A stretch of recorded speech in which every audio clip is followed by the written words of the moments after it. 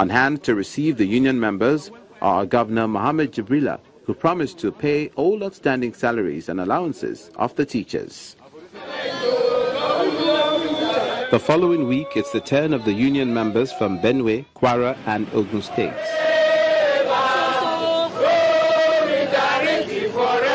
The case in Benue State is based on the 10-month salary arrears owed the workers by the state government, and the union has threatened to embark on industrial action in line with the directive of its National Executive Committee. The issue that has brought us here, which we are talking about, if this does not improve, if the government does not yield to this, I want to assure you that something will happen. In response to their request, the Commissioner for Education says the state government will look into their demands. Our desire is that things are very hard, but during our tenure, teachers should be happy.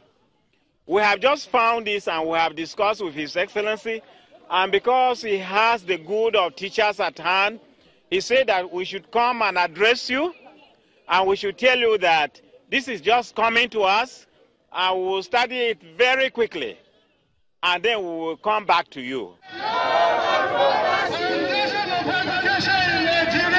In Ilori, the Kwara State capital, the union members want the funding and management of primary school education to be the responsibility of the federal and state governments.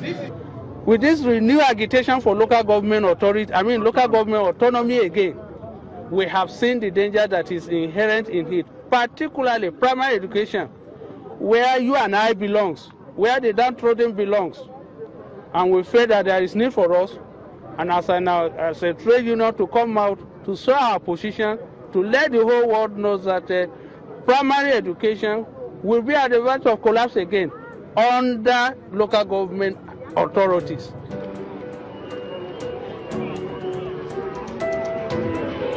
The position of the Governor Fattah Ahmed administration that the federal government should take over direct funding of primary education, and it's based on two factors. His Excellency feels that, and correctly too, that basic education, which is a foundation, is too important to be left to the dynamics or the challenges of local government funding. The second issue is that, look, this clamor for local government autonomy, His Excellency believes that what we need to do first is reform local governments in the terms of either giving them a first-line funding or devolving more resources in terms of revenue allocation to the local government. So that's the government's position. Without doing that, His Excellency believes if you did local government autonomy, then just like the teachers are saying, a lot of the local governments will not be able to pay their salaries. And then it will put our future in jeopardy because the foundation of education, which is key to development, is laid at the basic education level. The Kwara State government supports the agitation that their salaries should be paid by the federal government. However, if the revenue allocation is adjusted in favor of the states and local government, then the state government will consider taking over the payment of primary school teachers, but not under the current circumstance. The state government cannot afford to take over the payment of primary school teachers.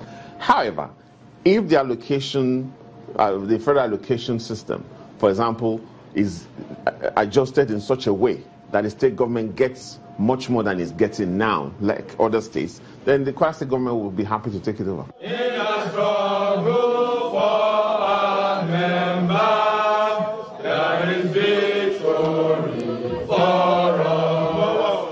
Next protest is from Ogun State, where the state governor has thrown his weight behind the agitation for the payment of teachers' salaries by the state and the federal government has been clamored for by the NUT. We are not saying that the local government autonomy should not be granted.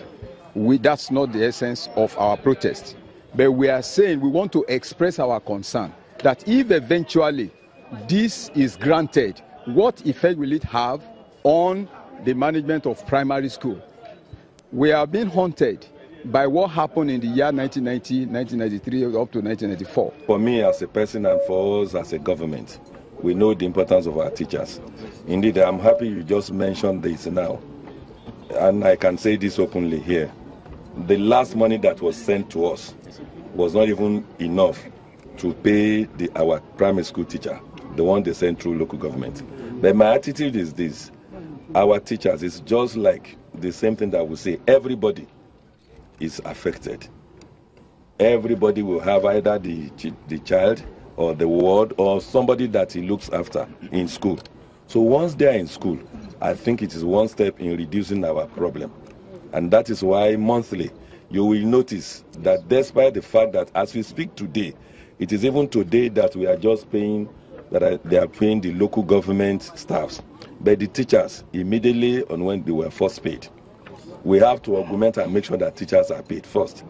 In fact, as we speak today, all our pensioners, indeed, we are going to pay them for even the one that works with the state today. And because of the importance that we attach to the teachers, that's why we make sure that they are the first to be paid. That's what I do. Even before us, before the local government, that's what we do every month. But whatever arrangement that they are going to have, that will now subject the teachers' salaries to something that nobody can guarantee, I will not be part of that arrangement. My worry, I'm not even against when they say local government. I'm not against it. But what I say is this: an autonomy that you are given without the necessary wherewithal will bring chaos. The teachers, numbering over 2,000, marched on the streets of Uyo, the state capital, chanting solidarity songs with placards carrying different inscriptions. Teachers of Nigeria are not opposed to providing autonomy to local government councils. But the teachers of Nigeria are saying, in wanting to give autonomy to local government councils, remove the funding and management of primary education. You think I can't be a teacher? No! The month of July also witnessed protests from Abuja, the federal capital territory, Bauchi, Ekiti, Abia, Borno, and Edo states. In Ekiti State, teachers took their protest to the State's House of Assembly to demand that allocations for teachers' salaries should not be given to local governments should the agitation for autonomy be granted. The word autonomy has not offended us.